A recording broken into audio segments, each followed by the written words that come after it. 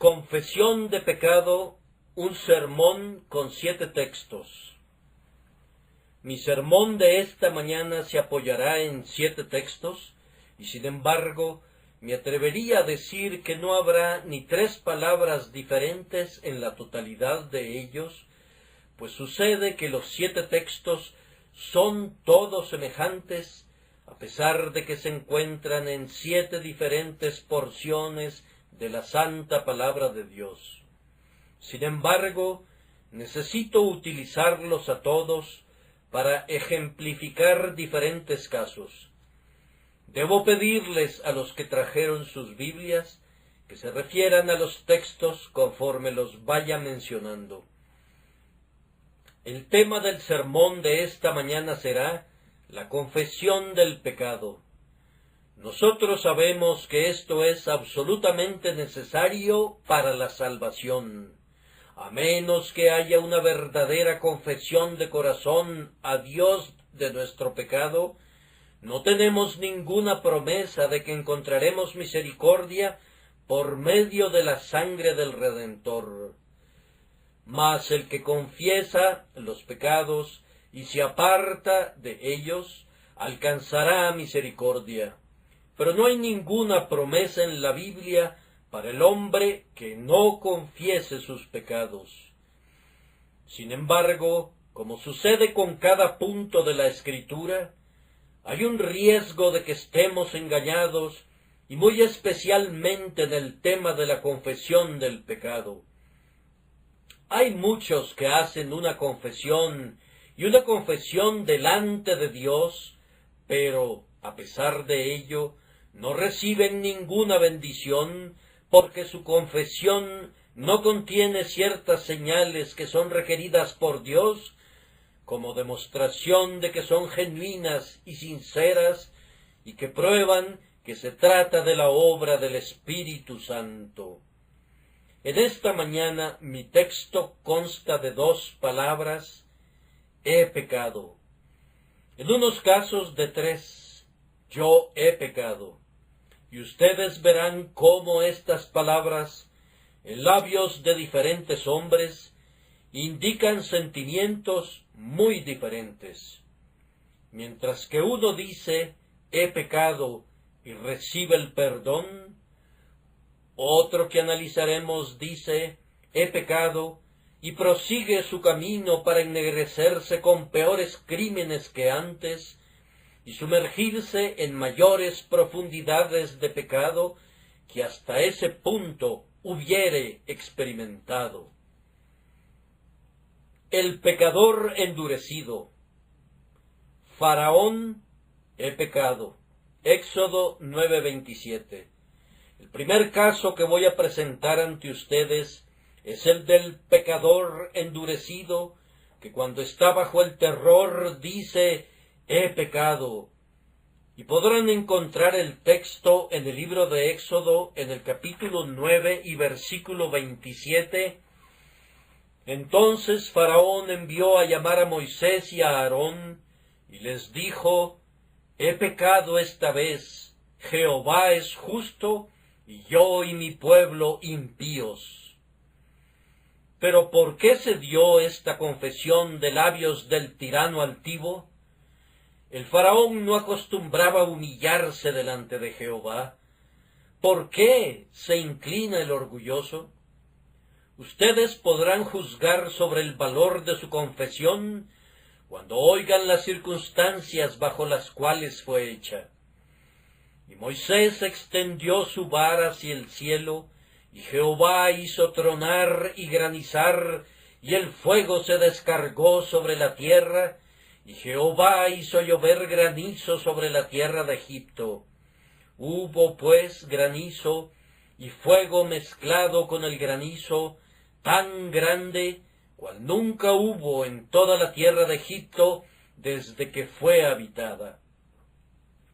Ahora, dice Faraón, cuando el trueno está retumbando a lo largo del cielo, y los relámpagos están prendiendo fuego al propio suelo, y el granizo está cayendo en grandes trozos de hielo, ahora, dice él, he pecado. Faraón no es sino un tipo y un espécimen de multitudes de personas de la misma clase. ¿Cuántos rebeldes empedernidos a bordo de un barco, cuando los maderos se ven forzados y crujen, cuando el mástil está roto y el barco es arrastrado por la corriente y azotado por el temporal, cuando las hambrientas olas abren sus fauces para tragarse al barco entero y a los tripulantes vivos, como son tragados los que descienden al Seol? ¿Cuántos marineros empedernidos han doblado su rodilla y con lágrimas en sus ojos han clamado: «He pecado»? Pero ¿de qué provecho y de qué valor fue su confesión? El arrepentimiento que nació en la tormenta murió en la calma. Ese arrepentimiento que fue engendrado en medio de los truenos y de los rayos feneció tan pronto todo fue acallado en la quietud, y el hombre que era un pío marinero cuando se encontraba a bordo del barco se convirtió en el más malvado y abominable de los marinos cuando puso su pie sobre terra firma, en tierra firme. ¿Cuán a menudo también no hemos visto esto en una tormenta de truenos y relámpagos? Las mejillas de muchos empalidecen cuando oyen el retumbo de los truenos, cuando las vigas de sus casas están temblando y el propio suelo a sus pies está vacilando ante la voz de Dios llena de majestad. Las lágrimas brotan de sus ojos y claman: «Oh Dios, he pecado». Pero ay por ese arrepentimiento. Cuando el sol brilla de nuevo y las nubes negras se disipan, el pecado viene de nuevo sobre el hombre y él se torna peor que antes. ¿Cuántas confesiones del mismo tipo también hemos visto en los tiempos del cólera y de la fiebre y de la pestilencia? Entonces nuestras iglesias se han visto atiborradas de oyentes que, debido a que tantos funerales han traspasado por sus puertas, o debido a que tantos han fallecido en las calles, no podían dejar de subir a la casa de Dios para confesar sus pecados. Y por causa de esa visitación, cuando una, dos o tres personas han muerto en la propia casa o en la casa vecina, ¿cuántos han pensado que realmente se volverían a Dios? Pero ay, cuando la pestilencia hubo cumplido su tarea, la convicción cesó, y cuando la campana hubo tañido por última vez por una muerte causada por el cólera, entonces sus corazones cesaron de latir con penitencia y sus lágrimas dejaron de brotar. Cuento en esta mañana con algunas personas de esas. No dudo que cuente con personas empedernidas que escarnecerían a la propia religión, que me considerarían un farsante y un hipócrita si me esforzara por convencerlos de la religión, pero que saben muy bien que la religión es verdadera y que lo que sienten en sus momentos de terror. Si hay aquí esta mañana algunas personas de esas, permítanme decirles solemnemente: señores, ustedes han olvidado los sentimientos que experimentaron en sus horas de alarma, pero recuerden, Dios no ha olvidado los votos que hicieron entonces. Marinero, tú dijiste que si Dios te daba vida para ver otra vez la tierra firme, serías su siervo. No lo eres. Has mentido contra Dios. Le has hecho una falsa promesa, pues nunca has cumplido el voto que tus labios expresaron. Tú dijiste sobre el lecho de enfermo que si Dios te daba la vida, no pecarías nunca más como lo hiciste antes. Pero aquí estás, y tus pecados de esta semana hablarán por ellos mismos. No eres nada mejor de lo que eras antes de tu enfermedad? ¿Acaso podrías mentir a tu semejante y quedar sin censura? ¿Y piensas tú que vas a mentir contra Dios y quedar sin castigo? No, el voto, aunque haya sido hecho imprudentemente, es registrado en el cielo, y aunque sea un voto que el hombre no pueda cumplir, sin embargo, como es un voto que él mismo ha hecho, y que además lo ha hecho voluntariamente, será castigado por su falta de cumplimiento, y Dios ejecutará venganza en contra de él al final, porque dijo que se volvería de sus caminos, y luego, cuando la desgracia hubo concluido, no lo cumplió.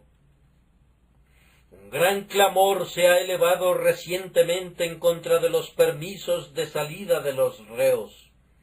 No tengo ninguna duda que hay algunos hombres aquí que delante del alto cielo están en la misma posición que los reos con permiso de salida están en relación a nuestro gobierno. Estaban a punto de morir, según pensaban, prometieron portarse bien si se les podía perdonar, y están hoy aquí con permiso de salida en este mundo. ¿Y cómo han cumplido su promesa? La justicia podría alzar el mismo clamor contra ellos como lo alzan las personas en contra de los ladrones que son dejados en libertad tan constantemente en medio de nosotros. El ángel vengador podría decir: «Oh Dios, estos hombres dijeron que si se les perdonaba serían mucho mejores, pero solamente son peores. ¿Cómo han violado su promesa y cómo han atraído la ira divina sobre sus cabezas?» Este es el primer estilo de penitencia, y es un estilo que yo espero que nadie imite, pues es completamente inútil. De nada les sirve decir «he pecado» simplemente bajo la influencia del terror, para luego olvidarlo posteriormente. El hombre de doble ánimo, Balaam, he pecado. Números 22:34. Ahora vamos con un segundo texto. Les voy a presentar otro carácter.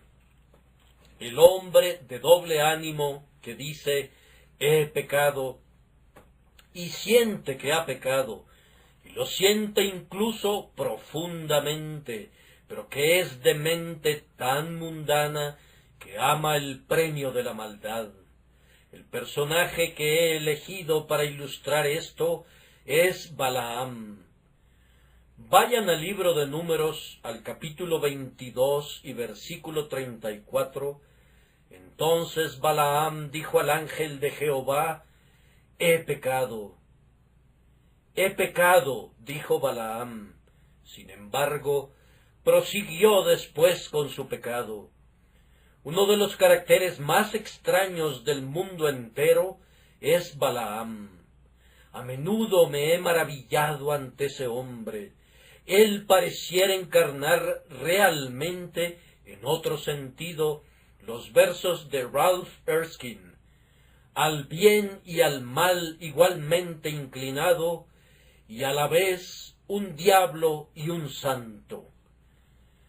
Pues realmente parecía ser ambas cosas.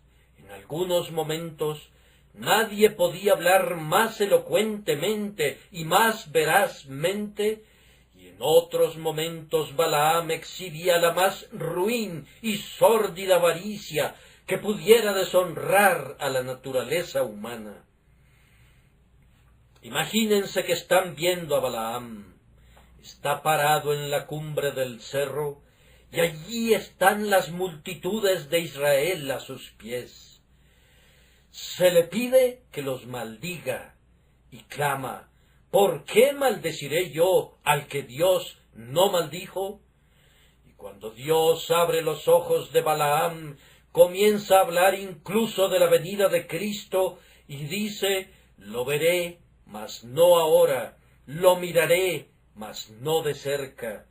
Y luego concluye su disertación diciendo, muera yo la muerte de los rectos, y mi postrimería sea como la suya. Y ustedes dirían de ese hombre que es un carácter esperanzador. Esperen a que baje de la cima del monte, y le oirán dar el más diabólico consejo al rey de Moab, un consejo que era posible que el propio Satanás lo sugiriera. Balaam le dijo al rey, no podrías vencer a este pueblo en la batalla, pues Dios está con ellos. Intenta alejarlos de su Dios.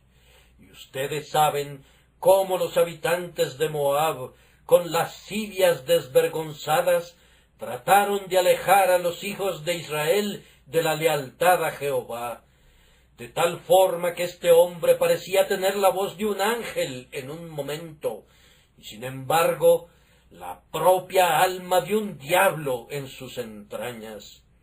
Él era un personaje terrible, él era un hombre de dos propósitos, un hombre que iba en gran medida hasta el fin siguiendo dos propósitos.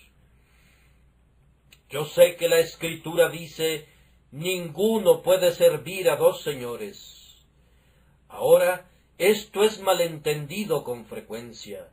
Algunos lo leen, ninguno puede servir a dos señores. Sí puede servir a tres o a cuatro. La manera de leerlo es esta, ninguno puede servir a dos señores. Ambos no pueden ser señores. Puede servir a dos, pero ambos no pueden ser su señor. Un hombre puede servir a dos que no sean sus señores, o podría servir hasta 20. Él podría vivir para 20 propósitos diferentes, pero no puede vivir para más de un propósito rector, pues sólo puede haber un propósito rector en su alma.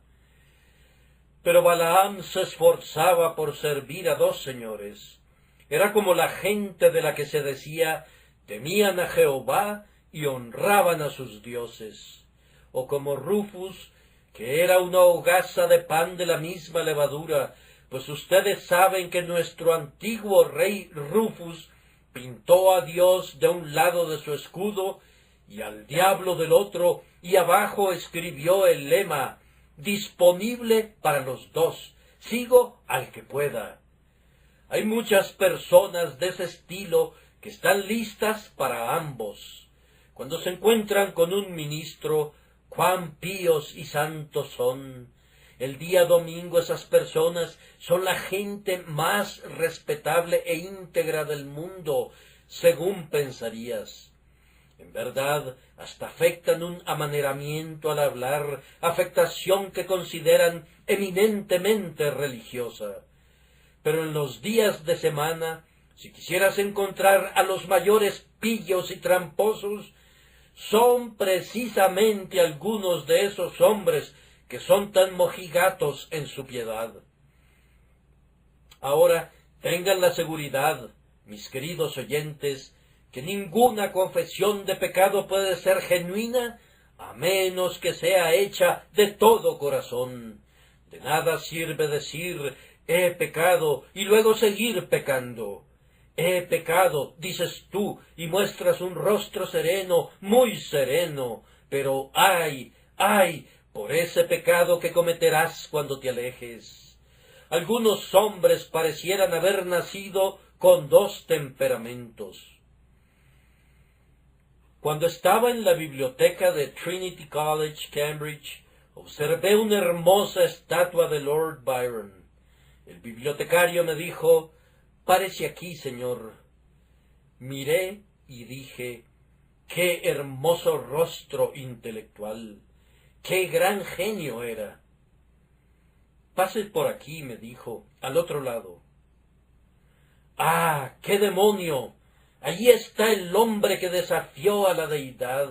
Parecía tener tan mal cariz y tan terrible mirada en su rostro que semejaban la pintura que Milton hizo de Satanás cuando dijo, Mejor reinar en el infierno que servir en el cielo. Yo me alejé y le dije al bibliotecario, ¿crees que el artista diseñó eso? Sí, respondió. Deseaba pintar los dos caracteres, el grande, grandioso, el casi sobrehumano genio que poseía, y también la enorme masa de pecado que albergaba en su alma. Hay algunos hombres de ese mismo tipo. Me atrevo a decir que, como Balaam, quisieran demolerlo todo usando como argumento sus encantos. Podrían obrar milagros. Y sin embargo, al mismo tiempo, hay algo en ellos que revela un hórrido carácter de pecado, tan grande como el que parecería ser su carácter por la justicia. Balaam, ustedes saben, ofreció sacrificios a Dios sobre el altar de Baal. Ese era justamente el tipo de su carácter. Muchos lo hacen. Ofrecen sacrificios a Dios en el santuario de Mamón, y aunque dan para la construcción de una iglesia y distribuyen a los pobres, en la puerta contigua de su despacho trituran al pobre por pan y exprimen la propia sangre de la viuda para poder enriquecerse. Ah, es inútil y vano que digas, he pecado, a menos que quieras decirlo de todo corazón. Esa confesión del hombre de doble ánimo no sirve de nada. El hombre insincero. Saúl, he pecado. Primera de Samuel 15:24. Ahora un tercer carácter y un tercer texto. Lo encontramos en el primer libro de Samuel, en el capítulo 15 y versículo 24, yo he pecado. Aquí tenemos a un hombre insincero, el hombre que no es como Balaam, sincero hasta cierto punto en dos propósitos, sino el hombre que es exactamente lo contrario, que no tiene un punto prominente en su carácter del todo, sino que es moldeado permanentemente por las circunstancias que atraviesan sobre su cabeza. Saúl era un hombre así. Samuel lo reprendió y él dijo, yo he pecado. Pero no quiso decir lo que dijo, pues si leen el versículo completo, lo encontrarán diciendo, yo he pecado, pues he quebrantado el mandamiento de Jehová y tus palabras, porque temía al pueblo y consentía la voz de ellos, lo cual era una excusa mentirosa. Saúl nunca le temió a nadie, siempre estaba muy listo para hacer su propia voluntad. Él era un déspota, y justo antes había aducido otra excusa, que había salvado los novillos y las ovejas para ofrecerlos a Jehová, y por tanto ambas excusas no podían haber sido verdaderas.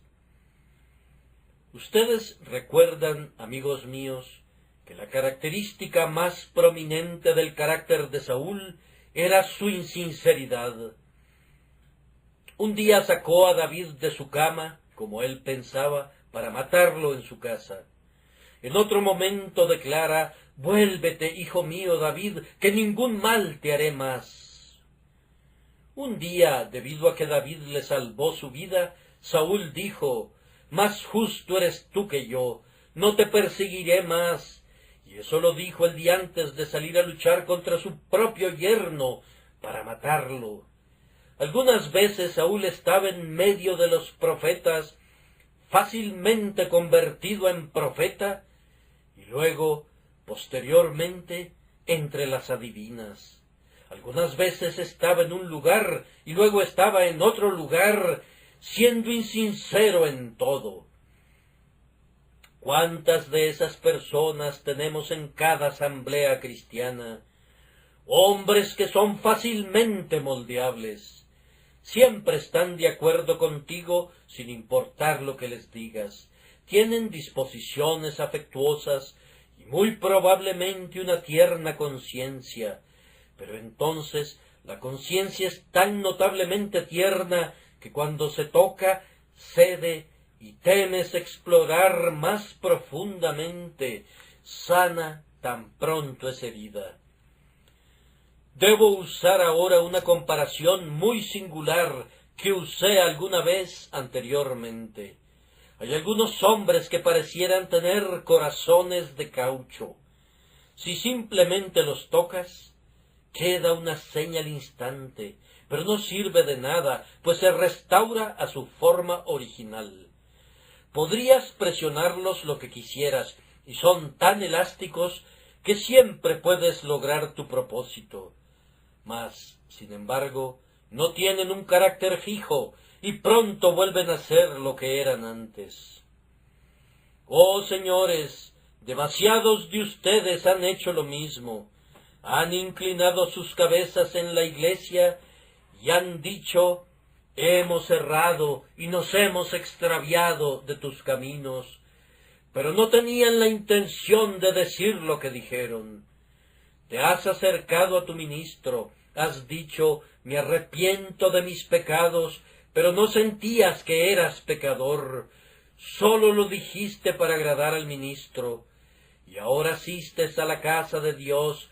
Nadie es más impresionable que tú, las lágrimas ruedan por tus mejillas en un momento, mas sin embargo, a pesar de todo ello, las lágrimas se secan tan rápidamente como brotaron, y tú permaneces para todos los fines y propósitos, siendo el mismo que eras antes. Decir yo he pecado de una manera artificial es algo peor que inútil, pues es una burla en contra de Dios confesar así con insinceridad de corazón.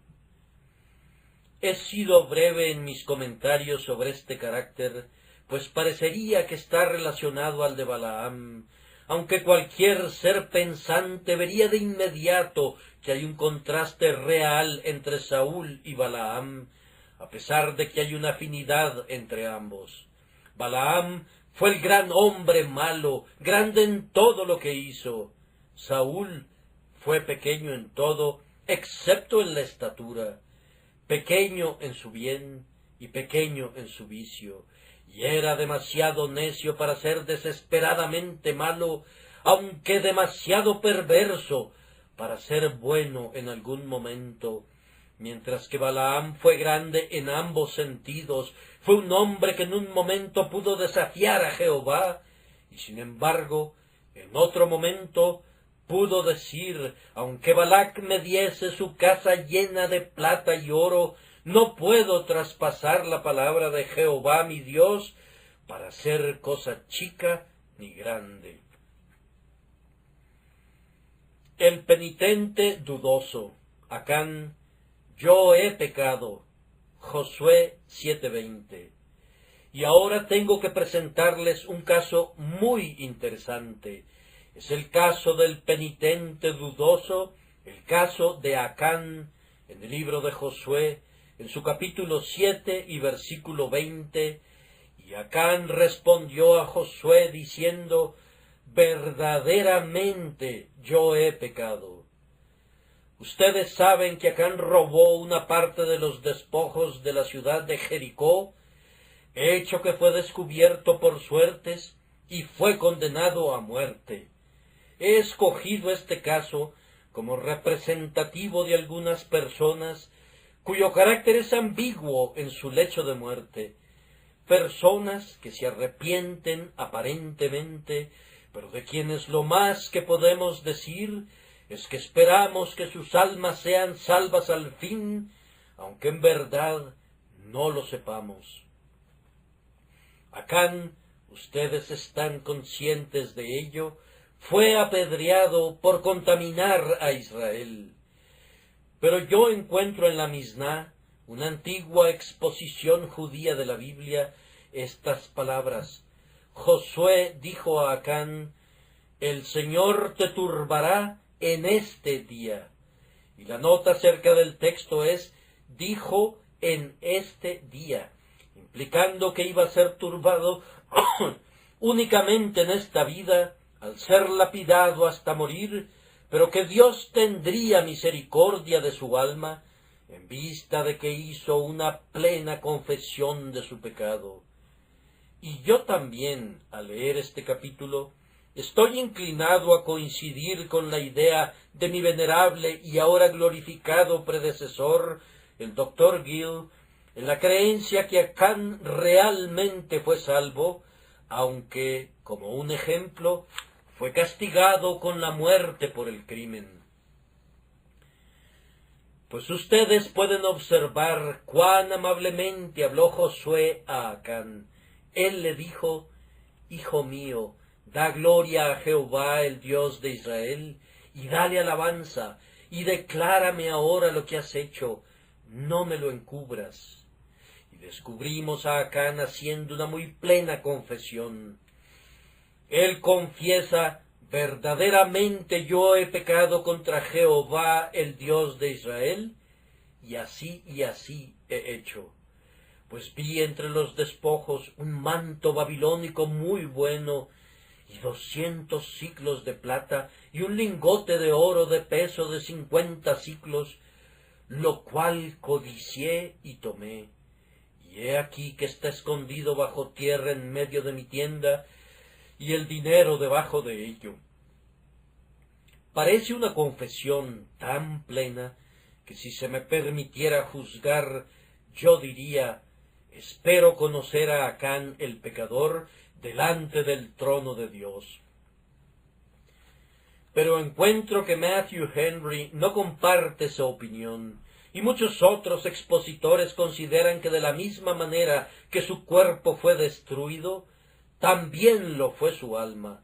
Por tanto, he seleccionado su caso como representativo de un dudoso arrepentimiento.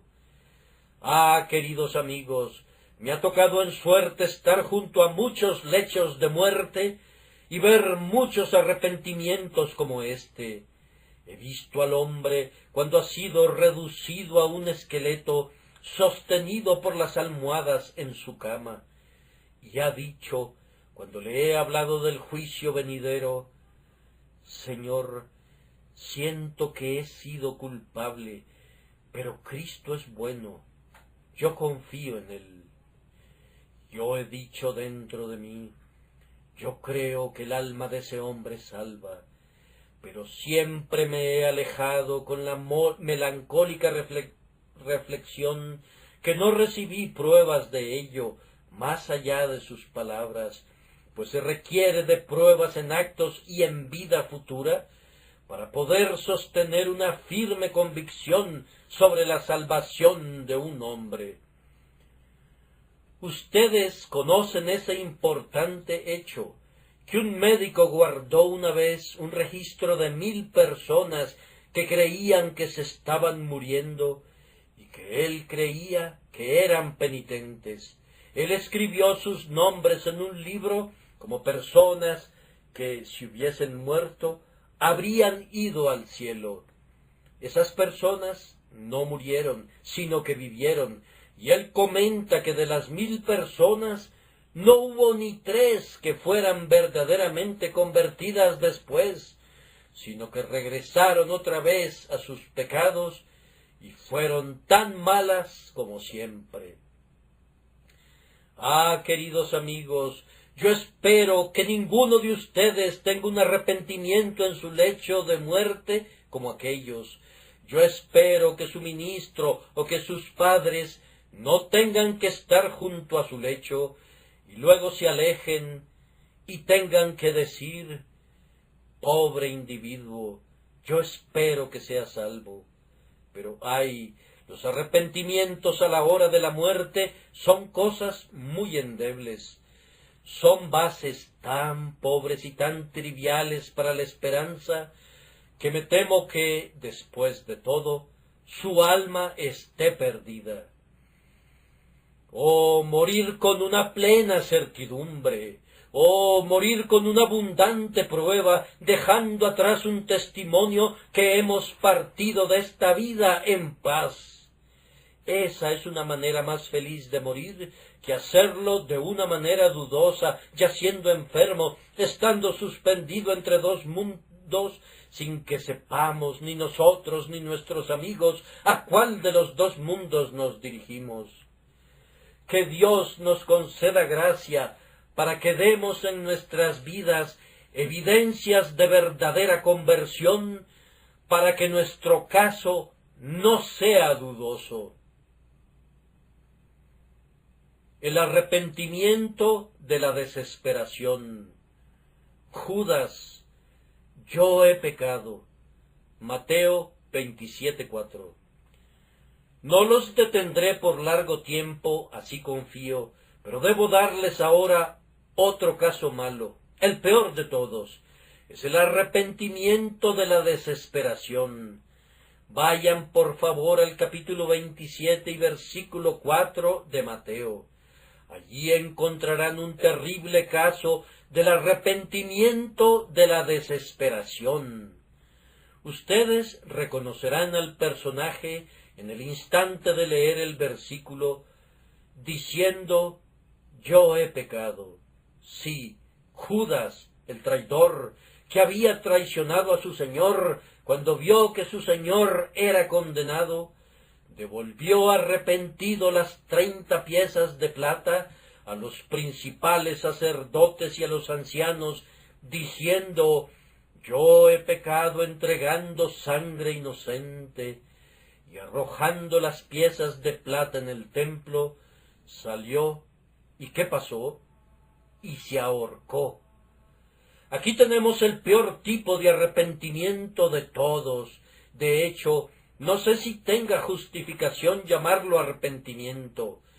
Debería ser llamado remordimiento de conciencia. Pero Judas, en efecto, confesó su pecado y luego salió y fue y se ahorcó. Oh, esa horrenda, esa terrible, esa espantosa confesión de desesperación. ¿No la han visto nunca? Si nunca lo han hecho, entonces bendigan por no haber sido llamados nunca a ver ese espectáculo. Yo lo he visto una vez en mi vida y le pido a Dios que no tenga que verlo de nuevo. El arrepentimiento del hombre que ve a la muerte mirándole en el rostro y que dice, yo he pecado. Tú le dices que Cristo ha muerto por los pecadores, pero él responde, no hay esperanza para mí.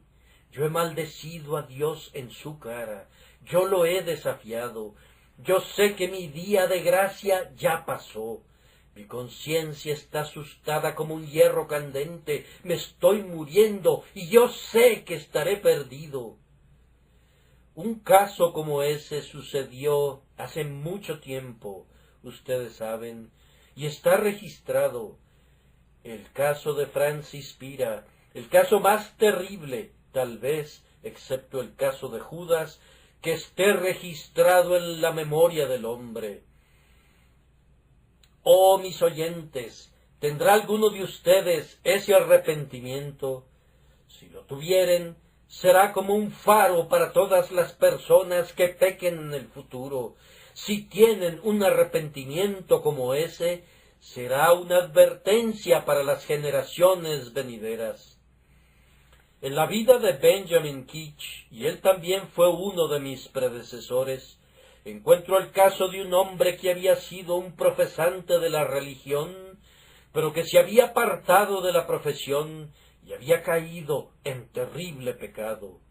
Cuando llegó la hora de su muerte, Keach, con muchos otros amigos, fue a verlo, pero no pudieron quedarse con él por más de 5 minutos cada uno, pues él decía, vete, es inútil que vengas a mí, he pecado contra el Espíritu Santo, alejándolo, soy como Esaú, pues he vendido mi primogenitura, y aunque la busco cuidadosamente con lágrimas, no puedo encontrarla de nuevo. Y luego repetía palabras terribles, como estas, mi boca está llena de cascajos, y bebo ajenjo día y noche. No me digan nada de Cristo, no me digan nada de Cristo. Yo sé que Él es un Salvador, pero lo odio y Él me odia. Yo sé que debo morir, yo sé que debo perecer. Y luego se sucedían gritos lastimeros y ruidos horrendos que nadie podía tolerar. Ellos regresaban otra vez en sus plácidos momentos, sólo para excitarlo una vez más y hacerlo gritar en su desesperación: «Estoy perdido, estoy perdido, no tiene caso que me digan algo al respecto». Pudiese haber un hombre aquí que llegue a tener una muerte como esa. Permítanme advertirle antes de que llegue a ella, y que Dios, el Espíritu Santo, conceda que ese hombre pueda ser vuelto a Dios y hecho un verdadero penitente, y entonces no necesita tener más miedo, pues sus pecados han sido lavados en la sangre de un Salvador, y no necesita tener ningún remordimiento por sus pecados, pues les son perdonados por medio del Redentor. El arrepentimiento del santo. Job: pequé. Job 7:20. Y ahora vengo a la plena luz del día. Los he estado llevando a lo largo de oscuras y funestas confesiones. No los detendré allí por más largo tiempo, sino que los llevaré a las dos buenas confesiones que les he leído. La primera es la de Job, en el capítulo 7 y en el versículo 20. Pequé, ¿qué te haré, oh guarda de los hombres? Este es el arrepentimiento del santo. Job era un santo, pero había pecado. Este es el arrepentimiento del hombre que ya es un hijo de Dios, que ha experimentado un aceptable arrepentimiento delante de Dios. Pero como tengo la intención de reflexionar sobre esto en el sermón de la noche, voy a dejar este tema para no cansarlos.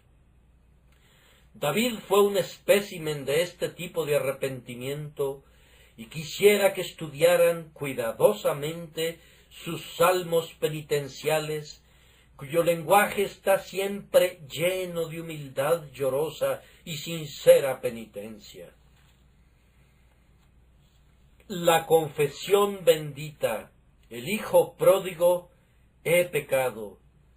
Lucas 15:18. Llego ahora al último caso que voy a mencionar.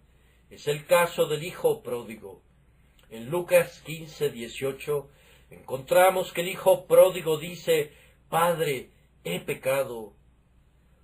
Aquí tenemos una bendita confesión. Aquí tenemos aquello que demuestra que un hombre es un carácter regenerado. «Padre, he pecado». Permítanme pintar la escena. Allí está el hijo pródigo. Él ha huido de un buen hogar y de un padre amoroso, y ha consumido todo su dinero con rameras, y ahora no le queda nada. Acude a sus antiguos compañeros y les pide ayuda. Ellos se burlan de él hasta el escarnio. Dice él, ustedes han bebido mi vino por largo tiempo. Siempre he sido el que paga todas sus francachelas. ¿Acaso no me podrían ayudar? Lárgate de aquí, le dicen, y lo echan de sus casas. Él acude a todos sus amigos con quienes se ha asociado, pero ninguno le da nada. Finalmente un cierto ciudadano de aquella tierra le dijo: «Necesitas hacer algo, ¿no es cierto? Pues bien, ve y apacienta mis cerdos». El pobre hijo pródigo, el hijo de un rico terrateniente que poseía una gran fortuna, tiene que ir y apacentar cerdos. Y eso que él era judío. Alimentar cerdos era el peor empleo, según su parecer, que le podían asignar. Véanlo allí, vestido de escuálidos harapos, alimentando a los cerdos. ¿Cuál era su salario? Vamos, era tan poca cosa que él deseaba llenar su vientre de las algarrobas que comían los cerdos, pero nadie le daba. Mírenlo, allí está, con sus compañeros plebeyos en la posilga, con todo su cieno y su inmundicia. Súbitamente, un pensamiento puesto allí por el buen espíritu atraviesa su mente. ¿Cómo es posible, pregunta, que en la casa de mi padre haya abundancia de pan e inclusive haya en exceso, y yo aquí perezco de hambre?